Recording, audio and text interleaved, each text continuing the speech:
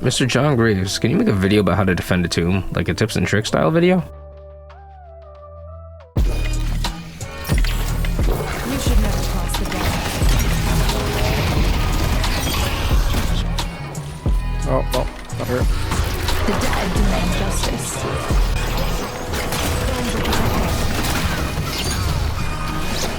Took down Sinclair.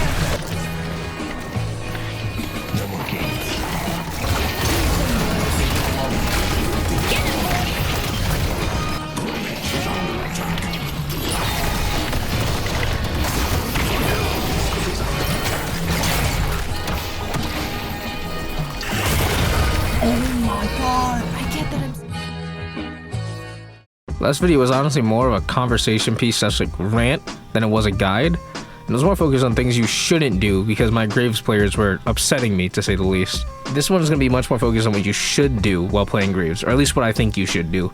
That being said, I still did provide clips and advice in the last one, but that ended up sparking a lot of conversation and questions, so I'm going to use this one to elaborate a lot more on this. So if you're any one of the people who did watch the last one, just feel free to skip here, because I'm going to go over everything for anybody who's watching for the first time. Jar of Dead. Throw out a jar of skulls at the enemy player. These will track and torment an enemy constantly. These are easily countered though, as an enemy can just light melee them, or themselves and any of their teammates can shoot them.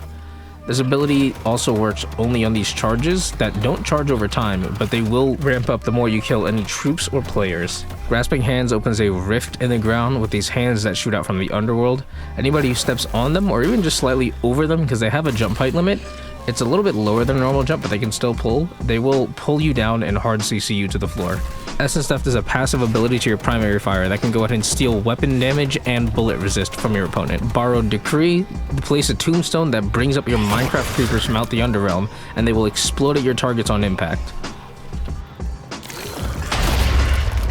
Jar of Dreadheads is an ability that's really strong, but it's super easily countered.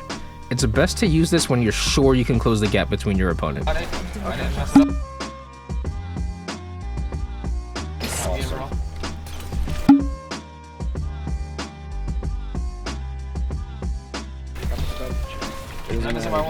This last just did 1.7k damage to me instantly. Throwing these without actually attacking first means the enemy is just going to break them. Throwing them without pressure is just like waking a sleeping bear.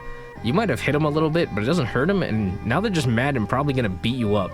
You're much stronger if you pressure your opponents. At least with this distraction that you're creating, you'll get enough time to get a few hits in, and you'll do way more damage than you would have if you just threw them. This ability is super versatile, with the ability to be used on both defense and offense with maximum flexibility. You can essentially just do whatever you want when you have this on cooldown. You can get super good value by just placing these in small doorways or hallways on defense.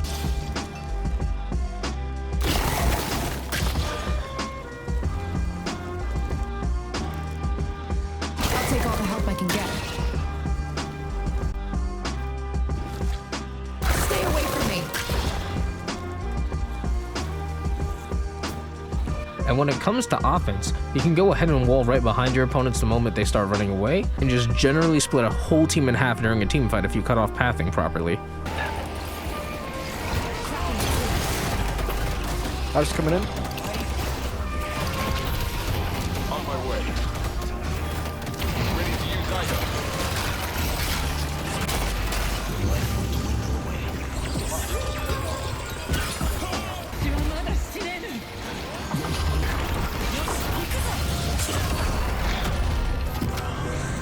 Essence Theft. I'm actually going to take this time to explain the biggest debate in that comment section from the video, and why I think Essence Theft isn't a very strong ability. The ability itself isn't the problem, I think it's the execution of it. If I were to try and trigger Essence Theft, it would take 4 seconds or longer to fully charge. I think this could be extremely strong if it was shorter than that, but as it stands now, that's too much time. If I'm in a 1v1 against a Haze, and she decides to knife me, she has reset my Essence Theft. Anyone with iframes can reset my Essence Theft. For example, if I'm fighting an Ivy, not only can she stun me with stone, but she will reset my Essence Theft.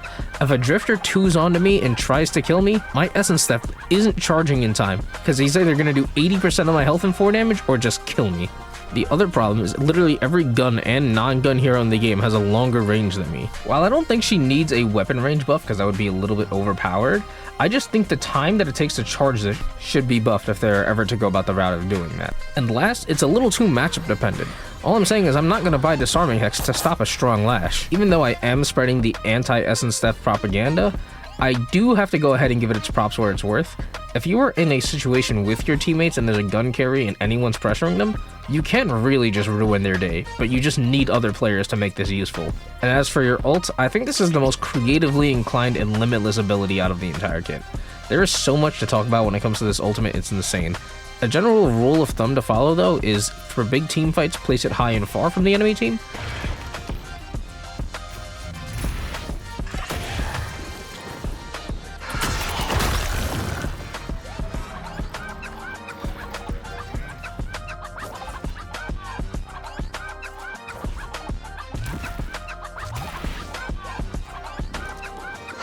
I will strike them down.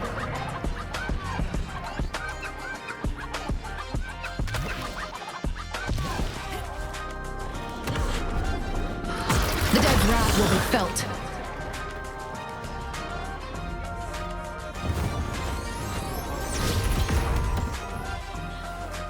I can't tell if I'm being overconfident or... I am the Reaper's handmaiden. And if you're in a 1v1 or even a 1v2 engagement, place it on yourself and play the parry game.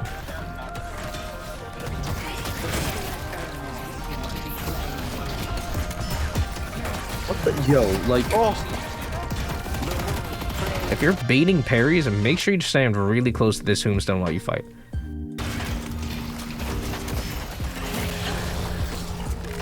Glad I survived. So you're guarded by the zombies, and you can easily take a few steps to the side and get the parry on both the tombstone and yourself, so that way the enemy has no choice.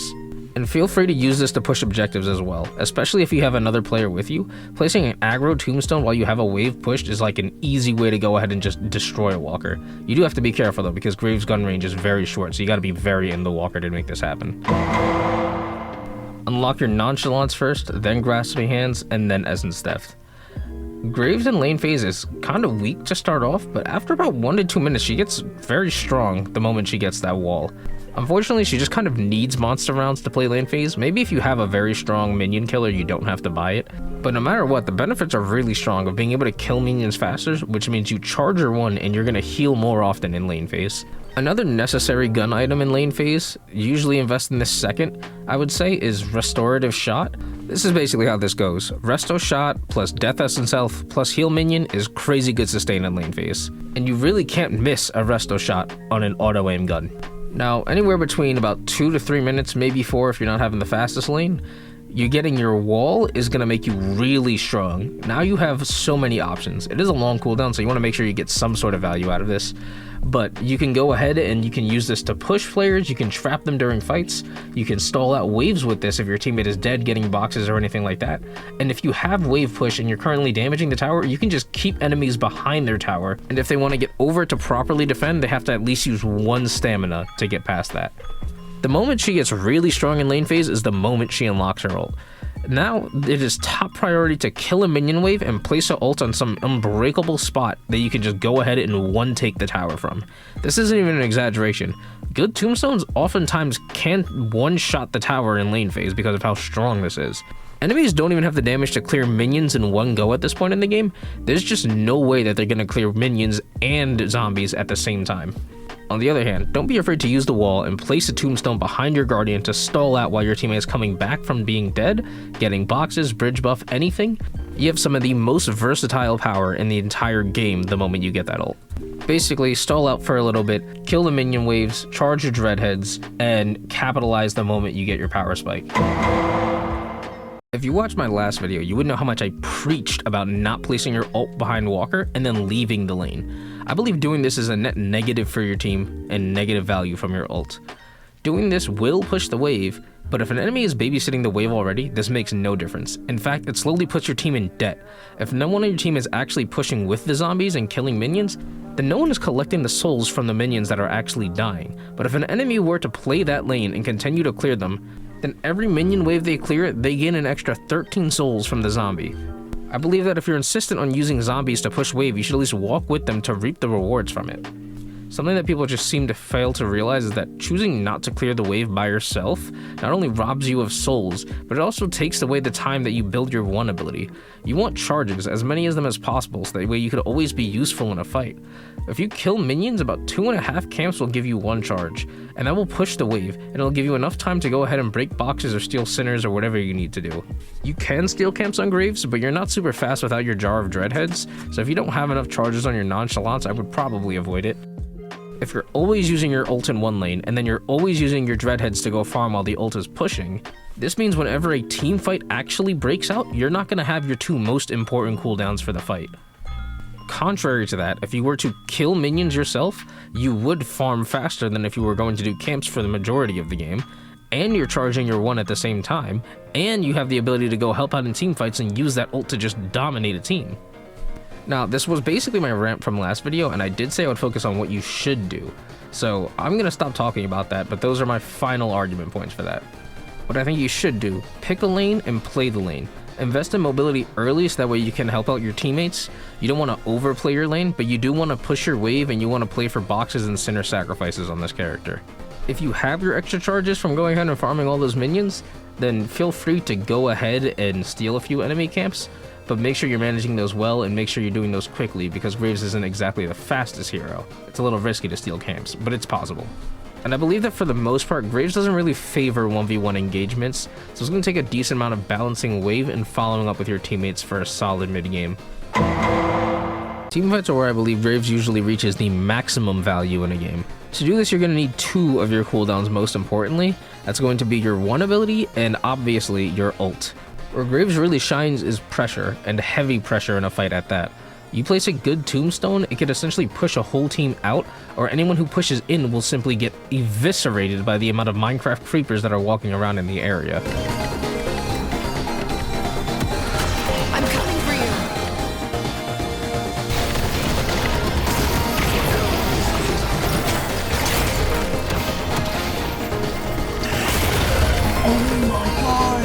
When you have enemies pressured on Graves, that's when it's best to go ahead and throw your Nonchalance. The moment you throw Nonchalance at a pressured target, they're at least taking 3 ticks or more of these things around them before they even break them out.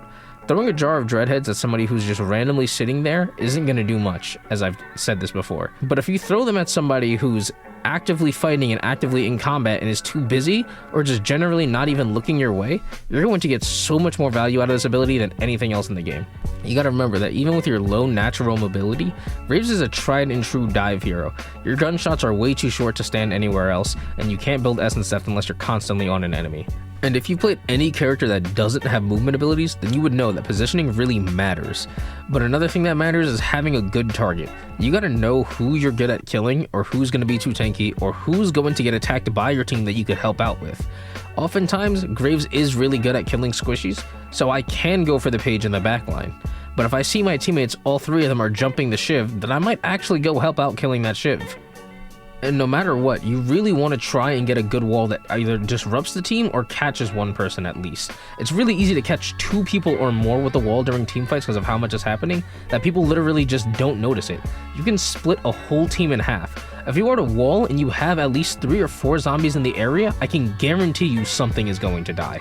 In short, you should be able to swarm your opponent with so much nonsense and screen clutter that they can die without you even being there.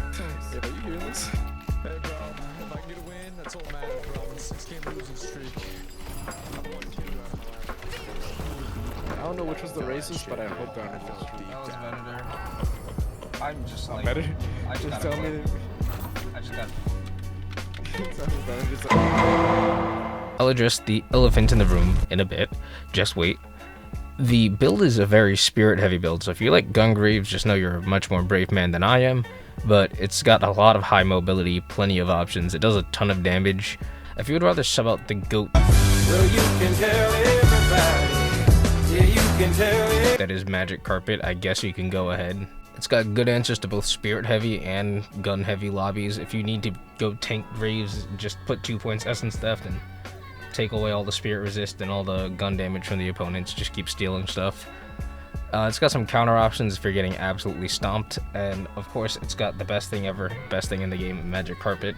Don't sleep on this item. It's going to give your ult 9 more seconds, and you can place a tombstone practically anywhere on the map you want, and you can also get out of death situations because it doesn't have a cooldown when you take damage. Feel free to use it or not. It's up to you at the end of the day.